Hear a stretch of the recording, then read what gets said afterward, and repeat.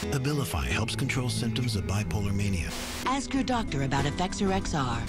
Paxil, the most prescribed medication of its kind. Prozac Weekly is here.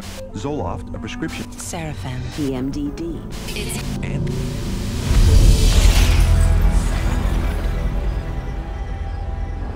Os psiquiatras e companhias farmacêuticas não fazem só propaganda enganosa das drogas psiquiátricas aos seus colegas que as prescrevem. Eles também publicitam diretamente ao consumidor final, você, contando que você entre nos seus gabinetes e exija uma prescrição. The direct-to-consumer advertising is instilling the notion in every human being that something is mentally wrong, something needs correction. That drives people to see a psychiatrist to help to mitigate this by dispensing the medication, by dispensing a drug that they have had pushed on them on countless television ads, countless magazine ads, and countless print ads that say, hey, there's something wrong with you, go get help for it. Em mais lado algum, há uma explosão de publicidade mais óbvia, diretamente para o consumidor, do que na televisão. Nem sempre foi assim. Até recentemente, o publicitar drogas psiquiátricas na TV era severamente restrito. Mas em 1997, a FDA foi persuadida a relaxar as suas regras sobre o publicitar nos meios de comunicação, numa violação direta do artigo 10 de um tratado internacional assinado nas Nações Unidas. Every 5 minutes there's a new drug ad. And this is not by accident, this is cold, canny, scientific design. Ads are fundamentally of two types. One type of ad is a effort to try to get the patient to take the drug company's drug. Abilify helps control symptoms of bipolar mania and reduce... But then the second kind of direct-to-consumer advertising is the you're sick and you didn't know it advertising.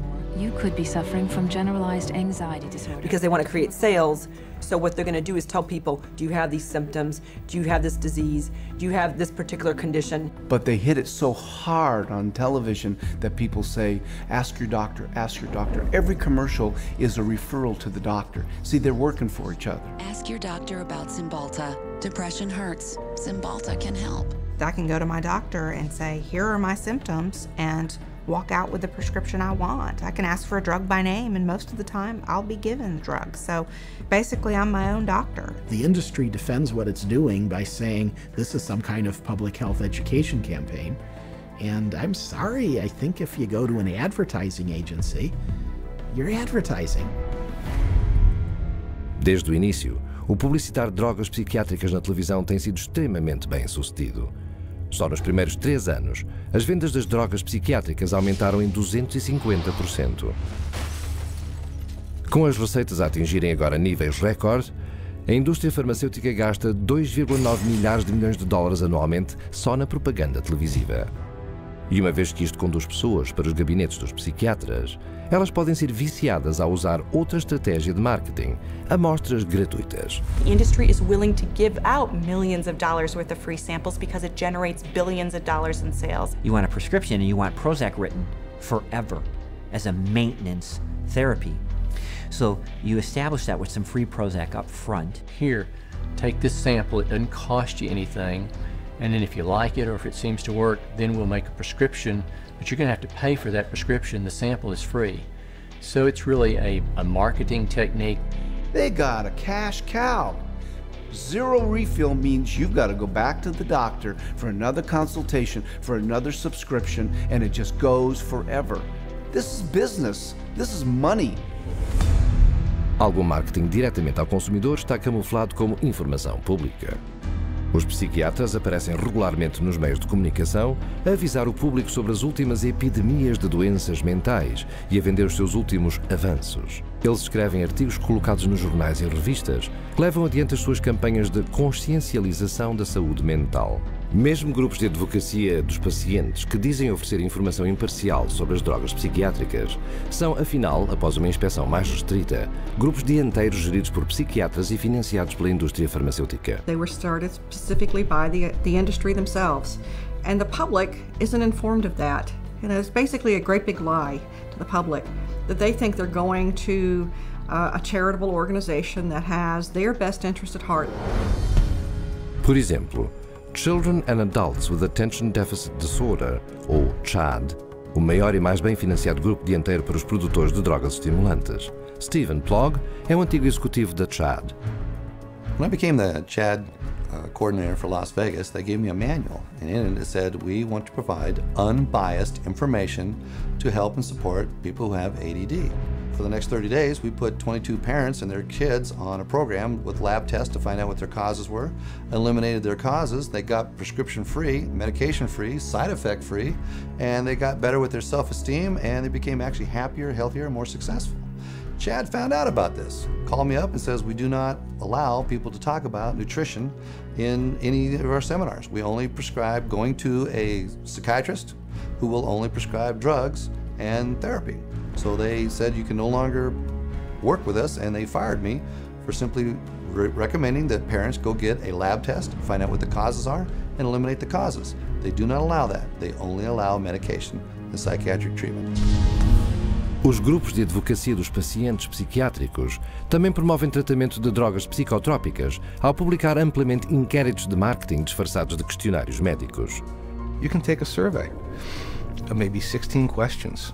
And if you are a normal human being who's lived through ranges of emotions of normal life experience, if you've known the exhilaration of the birth of a child, a niece, a nephew, and the devastation of a divorce and the loss of dreams, and answer honestly to those questions, you will diagnose yourself as bipolar.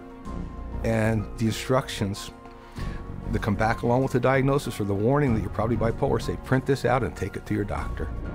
E quão simples é para alguém entrar na internet, responder a questões típicas da vida e ser dado uma desordem psiquiátrica. Aqui estão alguns voluntários escolhidos aleatoriamente, pessoas de todas as idades que levam vidas normais. Do you feel sad, blue, unhappy, or down in the dumps? Sometimes. I've had periods of great optimism and other periods of equally great pessimism. Yeah, that happens a little bit. I get tired for no reason. Sometimes. My life is pretty full. Nah, not really. For no apparent reason, I sometimes have been very angry or hostile. It's hard for me to concentrate on reading. I am restless and can't keep still. My heart beats faster than usual. I have trouble sleeping. Shortness of breath. Gained weight. Trembling hands. I have an idea that most of these are going to be sometimes. Everyone has. As in everybody? Somewhat. Somewhat true. Just a little. Oh yeah, yeah. Alright, my score totaled 42. Bipolar disorder, moderate to severe symptoms. Wow. The answer reflects on the presence of depressive symptoms. Currently suffering from an anxiety disorder. I may be suffering from bipolar 1. Minimal to mild depression. An obsessive compulsive disorder. Guess that means I'm a psycho. Guess I'll go to a psych. Try to see if I could work it out, get some meds or something. No total, foi atribuído a 50% destas pessoas um diagnóstico psiquiátrico e instruídos para receberem tratamento. Com esta medida, metade da população dos Estados Unidos, cerca de 150 milhões de americanos, poderiam ser classificados como mentalmente doentes.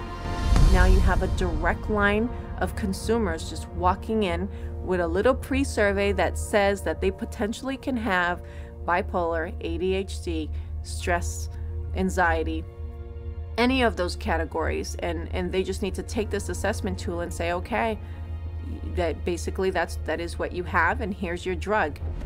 E os psiquiatras estão agora a insistir que tal ferramenta de avaliação é obrigatória. Peguem no Teen Screen. Sob o disfarce de um programa de prevenção do suicídio, são administrados testes de saúde mental nas escolas para diagnosticar e drogar crianças. Crianças como Chelsea Rhodes, que uma manhã foi para a escola como uma adolescente normal e regressou a casa com um diagnóstico psiquiátrico. The Rhodes family in Indiana, their young girl went to school one day, and all of a sudden they told her they were taking her into her room, and they move her into her room and give her the 10-minute teen screen test. And shortly after taking the test, she's pulled aside in the hallway and she's told she has two problems, basically two mental problems. One, obsessive compulsive disorder, and social anxiety disorder. Her parents were stunned, dumbfounded. They didn't know the teen screen was going to screen their child. They had not been asked permission. People at school had told her that she was mentally ill with these two conditions based off of a computer test that took her 10 minutes to answer.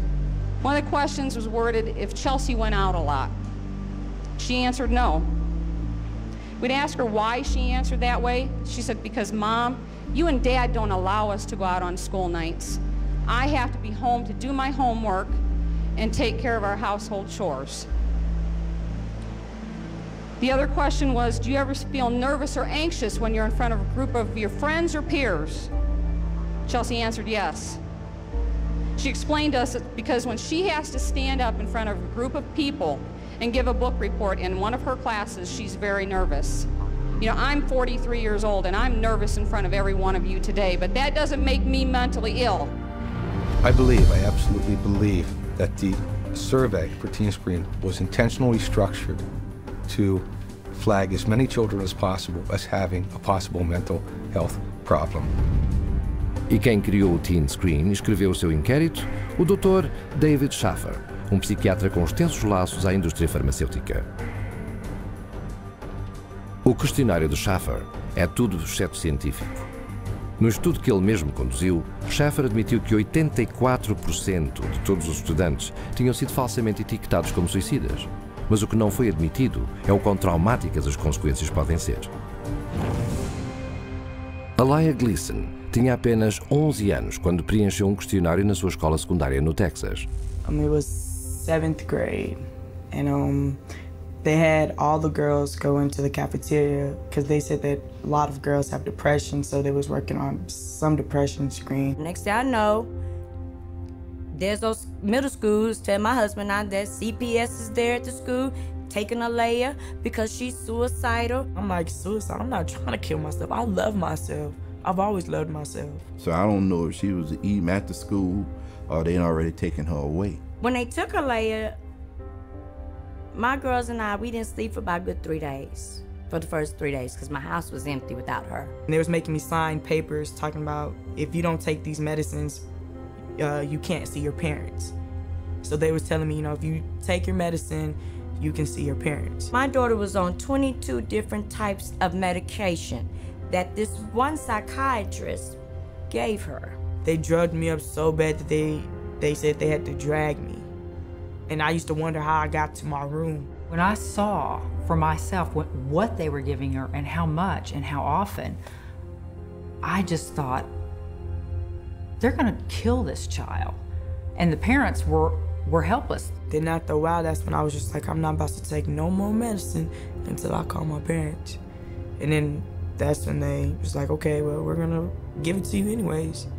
They restrained me and shot me up. I was in 4 points. They laid me out on my stomach with my feet like this and tied me up. One day, they must have put her in about 12 restraints in one day. They said I was restrained about 70 or 80 times. After a couple of months, they was like, you know, your parents don't want to see you. They don't want to talk to you or anything. So I was really hurt. We tried everything. Nobody we didn't know what hospital. We didn't even know where they taken her. After 2 weeks, you're supposed to hear, or you're supposed to be able to see your child. They didn't give me that. I didn't see Alaya till 6 months later. But I was a good child. I didn't deserve for that. And it messed up a lot of things. To this day, I still wish that I could just go back and be like, man, you know what, I'm not even gonna take the test. I would always tell every parent I see, and they was asking me, don't do the team screening, because it will mess up your family. Os programas de questionários psiquiátricos, tais como estes, são rápidos a crescer. Só o Teen Screen está a examinar atualmente centenas de milhares de crianças escolares em mais de 500 escolas americanas, em 43 estados. Has nothing to do with helping kids, has nothing to do with mental health, has nothing to do with medicine. It has everything to do with the pushing of drugs. So it presents itself as being a wonderful, altruistic program, whereas in fact, I believe its cold-blooded and cold-hearted intent is to recruit more children into the very subjective diagnoses of mental illness and to treat those kids with medication. Mas a promoção de drogas psiquiátricas não acaba na sala de aula. A legislação foi colocada para examinar todos os cidadãos por doenças mentais, incluindo pacientes geriátricos, veteranos de guerra e mulheres grávidas, tudo a ser pago por si. Psychiatrists benefit from both ends, from the pharmaceutical end for being paid to write the prescription, and then from the patient for being there to receive the prescription. It's an industry that cannot allow the human condition to go unmedicated, and I think this is where the problem begins. If everybody considers themselves to be sick in some way or more than one way, and that the only control, the only hope for their happiness is to be on pills for the rest of their lives, that's the goal. The pharmaceuticals and the psychiatric community are in a cleanup, and that's what it's all about. It has nothing to do with helping our kids or, their mental health. It's all about money. Atualmente, as companhias farmacêuticas gastam mais de 5,3 milhares de milhões de dólares em publicitar drogas psiquiátricas, quase 9 vezes mais do que a década passada. O resultado?